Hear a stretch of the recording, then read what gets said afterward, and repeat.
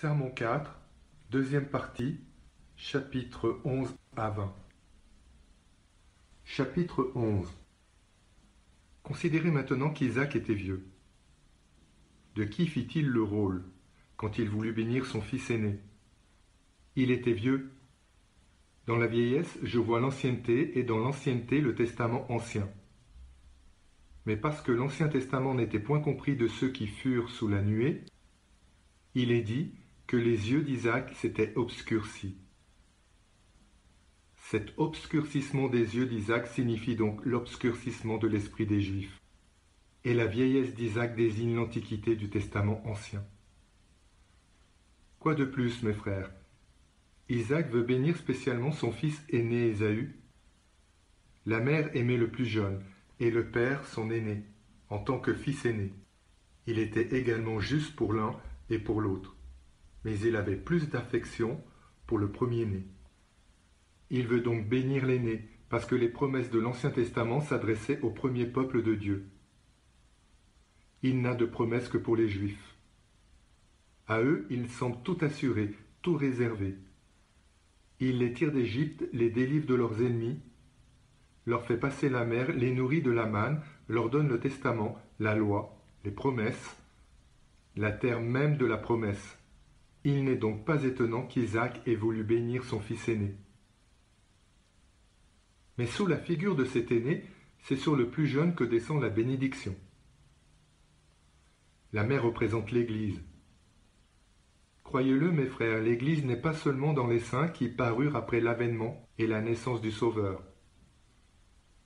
Tous les saints, quels qu'ils soient, appartiennent à l'Église.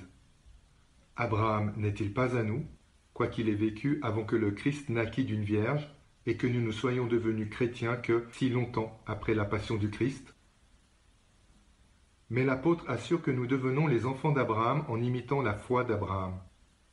Quoi donc? C'est en imitant sa foi que nous sommes admis dans l'Église. Et lui n'y sera point admis? Cette Église est représentée par Rebecca, l'épouse d'Isaac. Elle était aussi dans les saints prophètes qui comprenaient l'Ancien Testament.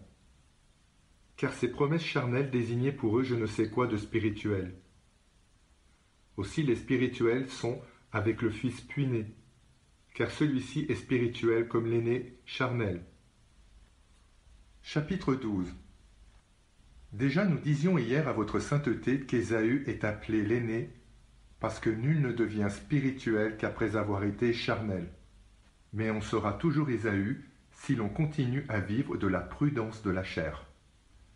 Et si on devient spirituel, on sera alors le fils plus jeune et plus grand que l'aîné, celui-ci ne devançant que par l'âge et l'autre devançant par la vertu.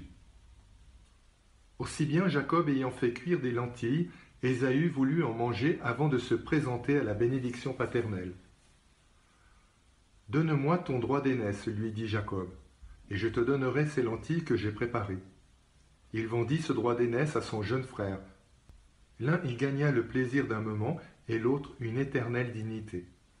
C'est donc manger des lentilles que d'être dans l'Église asservi au plaisir du temps. Jacob fit cuire ses lentilles sans en manger. C'est que les idoles étaient adorées surtout par les Égyptiens avides de lentilles. Les lentilles désignent d'ailleurs toutes les erreurs des païens. Et comme Jacob représentait la plus grande et la plus illustre portion de l'Église qui vient de la gentilité, Jacob fit cuire les lentilles. Ésaü les mangea, c'est-à-dire que la gentilité rejeta les idoles qu'elle adorait tandis que les Juifs s'y asservirent. N'avaient-ils pas le cœur tourné vers l'Égypte lorsqu'ils parcouraient le désert, même après que leurs ennemis furent morts dans la mer et engloutis sous les flots? Ils voulurent se faire une idole. Ils ne voyaient point Moïse et ils ne comprenaient point que Dieu était présent, trop confiants dans la présence d'un homme que leurs yeux ne rencontraient plus. Ils commencèrent à croire que Dieu n'était plus là. Et pourtant, c'était lui seul qui opérait ces étonnantes merveilles par le ministère de Moïse. Si du regard charnel ils cherchèrent un homme, c'est que pour voir bien dans Moïse, ils n'avaient point le regard du cœur. Aussi parce que tournés vers l'Égypte, ils se nourrissaient en quelque sorte de ces lentilles, Ils perdirent la prééminence. Appliquez-vous ceci à vous-même. Il y a un peuple chrétien. Or les premiers dans ce peuple sont ceux qui appartiennent à Jacob. Pour ceux qui vivent d'une manière charnelle, qui croient charnellement, qui espèrent charnellement, qui aiment charnellement, ils sont encore de l'Ancien Testament et non du Nouveau. Ils partagent le sort d'Ésaü et non la bénédiction de Jacob. Chapitre 13. Que votre sainteté fasse bien attention. Le vieil Isaac, dont la vue était obscurcie, voulait donc bénir son fils aîné. C'est que le Vieux Testament s'adressait aux Juifs. Ils ne le comprenaient pas. C'est ce qu'indiquent les yeux obscurcis. Je le répète donc, mes frères, il s'adresse à l'aîné et la bénédiction descend sur le plus jeune. En effet, cette mère qui se montre dans tous les saints, c'est-à-dire l'Église, comprenait la prophétie. Et elle donna à son fils puîné le conseil suivant. Moi-même j'ai entendu ton père disant à Ésaü, va, apporte-moi à manger de ta chasse, afin que mon âme te bénisse avant que je meure. Maintenant donc, mon fils, écoute-moi. Elle lui donna alors le conseil d'aller chercher 2 chevreaux dans le troupeau voisin. Elle s'engageait à les apprêter comme elle savait que le père les aimait.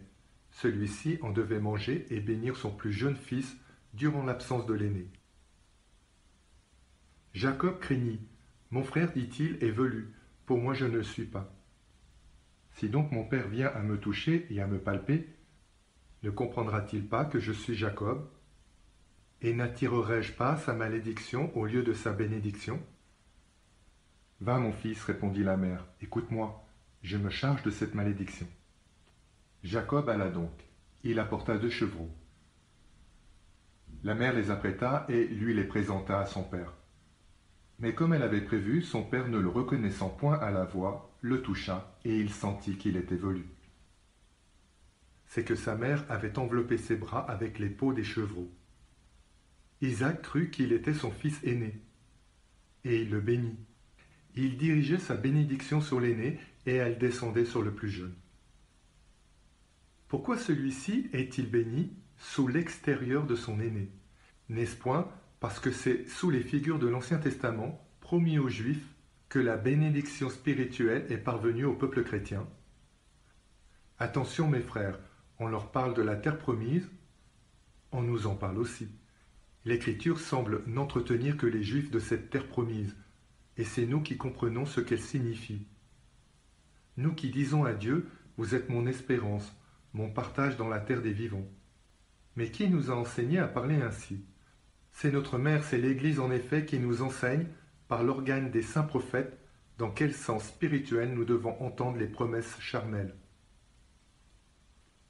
Chapitre 14.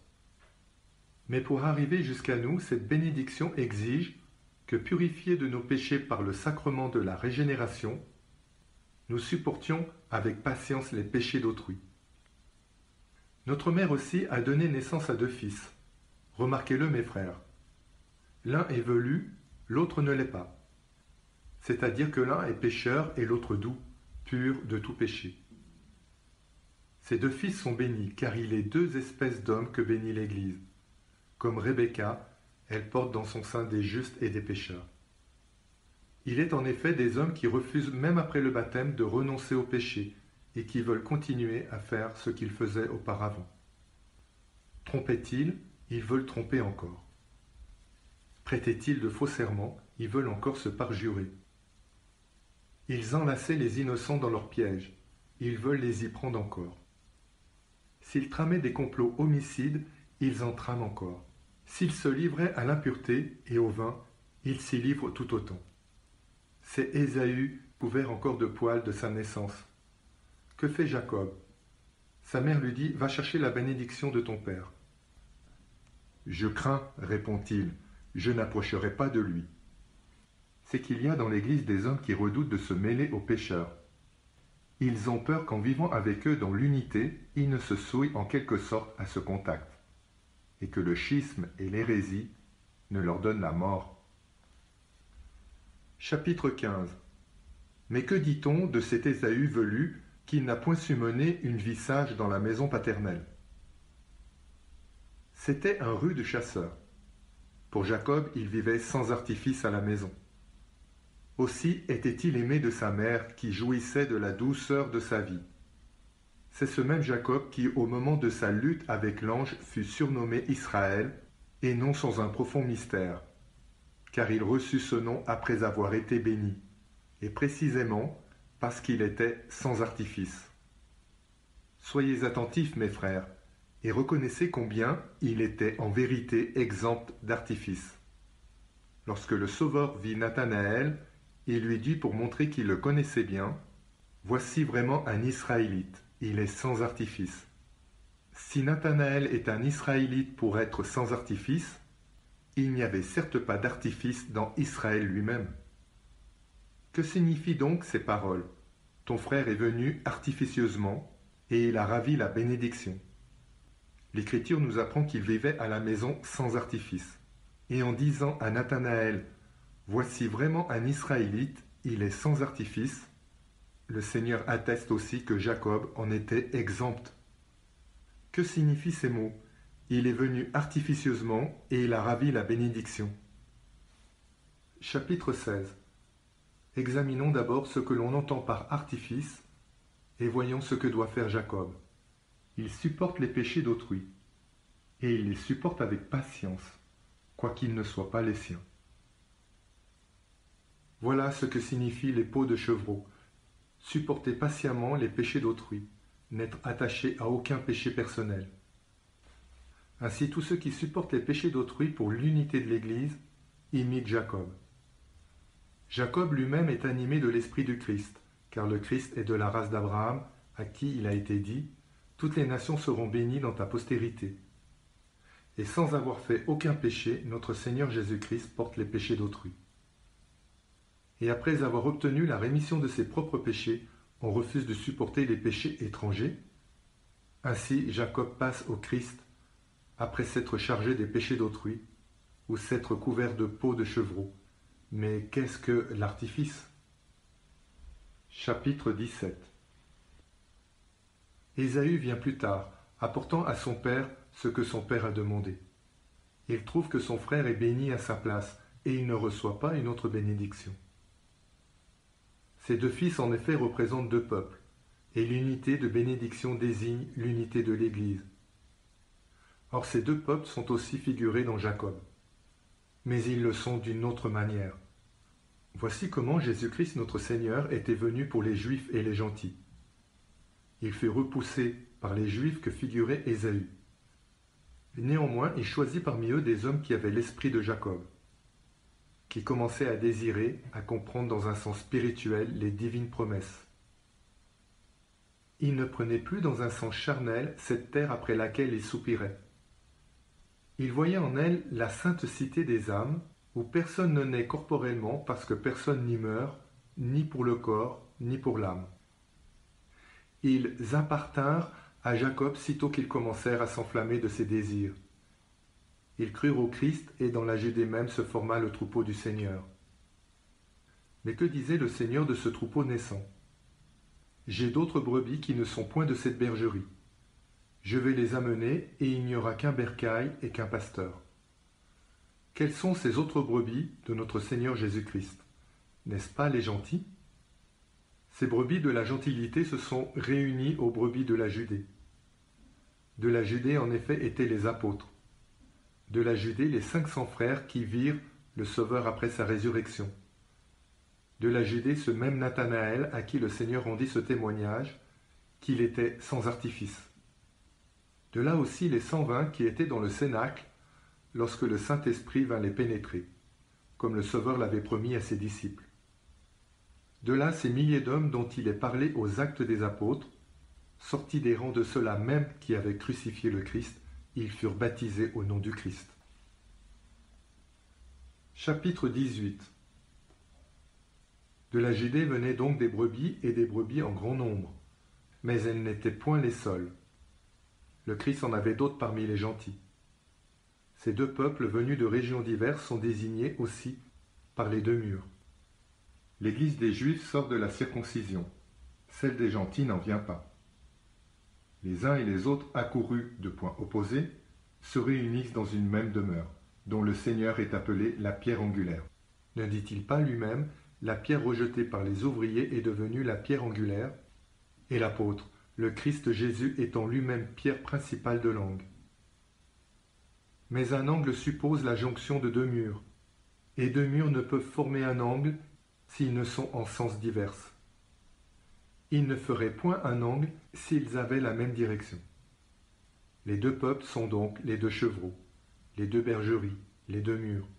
Ils sont aussi les deux aveugles qui étaient assis sur la route, les deux barques que l'on chargea de poissons. Et l'Écriture nous parle souvent de ces deux peuples, mais en Jacob ils se réunissent pour n'en former qu'un seul. Chapitre 19. Pourquoi des chevreaux, dira quelqu'un? Vous savez que les chevreaux sont les pécheurs, puisque les boucs seront à la gauche et les agneaux à la droite. Cependant, il n'y aura à la gauche que les boucs qui seront restés tels. Si d'abord ils n'eussent été boucs, le Seigneur ne dirait point « Je ne suis pas venu appeler les justes, mais les pécheurs ». À l'époque où il vivait avec les pécheurs et mangeait à la table des publicains, les Juifs se croyaient des agneaux ou des justes, mais l'orgueil en faisait plutôt des boucs. Ils reprochèrent donc au Sauveur cette condescendance.